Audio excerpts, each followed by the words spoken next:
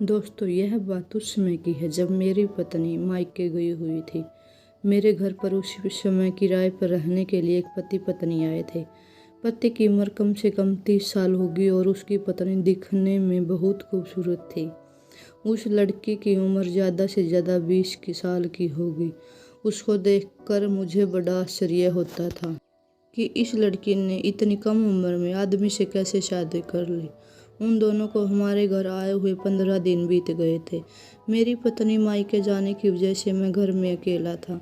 उसकी पत्नी अक्सर मुझे देखते हुए ऊपर जाती थी। कई बार मैं दरवाज़ा खोल कर सामने बैठ जाता था।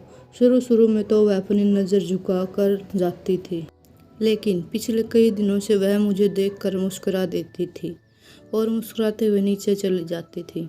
मैं भी अनजान बनकर उसे कुछ नहीं कहता था, पर एक दिन वह मुझे देखकर मुस्कुराई और मुस्कुराते हुए नीचे चली गई। जब दोबारा आई तो मैंने उसे देखकर मुस्कुरा दिया।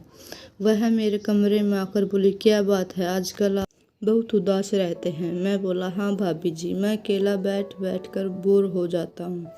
तो भाभी बोली, आप चिंता क्यों करते हो, मैं हूँ ना, मुझे बताएं मैं क्या करूं आपके लिए, कुछ खाने के लिए बना कर लाऊं। मैं बोला, नहीं भाभी, आप परेशान न हुए। थोड़ी देर बाद भाभी चली गई। वह खुद आकर बैठ जाती थी और बातें करती थी। एक दिन वह थोड़ी उदास लग रही थी। मैं उनके कमरे में गया और पूछा, क्या हुआ भाभी, आप उदास क्यों हैं, मुझे बता दो। उन्होंने कहा, आप नहीं समझोगे, हम पति पत्नी का मामला है। तो मैं वहाँ से उठकर जाने लगा। फिर उन्होंने रोका और कहा, सुनो, आप तो नाराज़ हो गए। तो मैंने कहा, मैं नाराज़ नहीं हूँ, लेकिन आप बता नहीं रहे हैं मुझे। वह बात नहीं बता सकती हो तो मैं कैसे आपकी तकलीफ़ दूर करूँगा। उन्होंने कहा, मेरे पति शराब पीते हैं, जिस कारण मेरी ज़िंदगी अच्छे से नहीं चल रही है। मैंने कहा, आप चिंता मत करिए, मैं उन्हें समझा दूंगा। ऐसा कहते ही उन्होंने तुरंत कहा, आप कितने अच्छे हैं। इस बात को सुनते ही पता नहीं शरीर में करंट जैसा लग गया। मेरे शरीर का रोम रोम खिल गया।